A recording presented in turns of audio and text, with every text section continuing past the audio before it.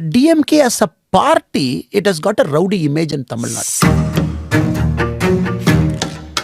அப்படி வெற்ற மாதிரி இருந்தா எம்மால கை வைங்கன்னு நான் சொல்றேன். Election victories can do strange things to our brain. ஆனால் தொண்டர்களுக்கு என்னுடைய அன்பான வேண்டுகோள், விபரீத முடிவுகள் எதுவும் முதல்ல எடுக்காதீங்க. This is what happened after DMK's Ganapathy Rajkumar defeated BJP's K. Annamalai. That on the streets in Tamil Nadu, a goat was slaughtered as it was held tight by these men. In one shot, the goat beheaded. Let me try explaining this in an objective way.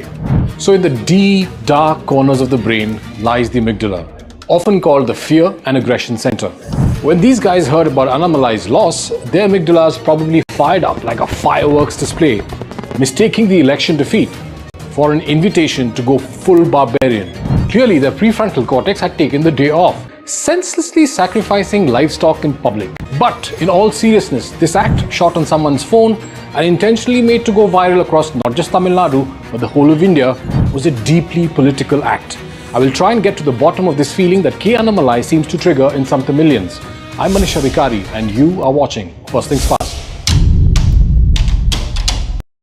அண்ணா, என்னுடைய தொண்டன் ஒருத்தரை பார்த்த திருச்செந்தூர்ல அண்ணாமலை அவர்கள் தோற்றுவிட்டார், நான் பந்தயம் கட்டி இருக்கின்றேன், அதற்காக மொட்டையடிச்சு அந்த ஊரினுடைய பொதுவெளியில ஊர்வலமா நடந்து போயிருக்கு. அது பார்ப்பதற்கு எனக்கு கொஞ்சம் மனசு கஷ்டமாக இருந்தாலும் கூட இன்னொரு தொண்டர் விரலை வெட்டிக்கிட்டார்.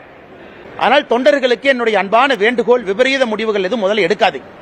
விபரீத முடிவுகள் எதுவும் முதல்ல எடுக்காதீங்க. இரண்டாவது, இந்த ஆட்டை கொண்டு நடுவழியில வெட்டுறது, அதை கொடூரமா அதை போட்டோ எடுத்து சமூக வலைதளத்தில் போடுறது, அப்படி வெற்ற மாதிரி இருந்தா எம்மால கை வைங்கன்னு நான் சொல்றேன். தயவு செஞ்சு இந்த வாய் பேசாத ஆட்டை விட்டுட்டு, நான் கோயம்புத்தூர்ல தான் இருக்க போறேன். இதான் என்னுடைய ஊர். இங்க விவசாயம் பார்த்துட்டு இருக்கேன், கரூர் பக்கத்துல. இங்க நம்முடைய ஃபவுண்டேஷன் இருக்கு, இந்த கட்சியினுடைய தொண்டனா இருக்கேன், எங்க இருக்குன்னு எல்லாத்துக்குமே தெரியும். அப்படி திமுக இருக்கக்கூடிய தொண்டனுக்கு என் மீது அப்படிப்பட்ட ஒரு கோபம், அண்ணாமலையின் மீது கை வைக்க வேண்டும் என்ற ஆசை இருந்தால் எம்எல்ஏ கை வைங்க. அந்த அப்பாவி ஆட்டை, வாய் பேசாத ஆட்டை நடு ரோட்ல ஏன் தரதரம் இழுத்துட்டு போய் தலையை வெட்டி அது கொடூரமாக அந்த ரத்தம் வெளியே வர்றதெல்லாம் படமாக எடுத்து எதுக்கு சித்தரிச்சு சமூக வலைதளத்தில் போடுறீங்க? இதெல்லாம் தேவையில்லாத வேலை. இங்க தானே இருக்க போறேன், எங்க நான் போறேன்? அந்த கை எம்எல்ஏ வைங்கன்னு நான் சொல்றேன்.